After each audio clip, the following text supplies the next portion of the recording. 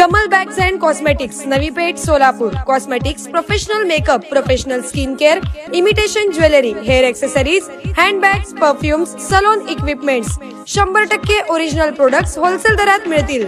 नव्या पेठेत 3 मजली शोरूम, एकदा अवश्य भेट द्या। 9890 42 16 24 आणि 78 29 66 44 22।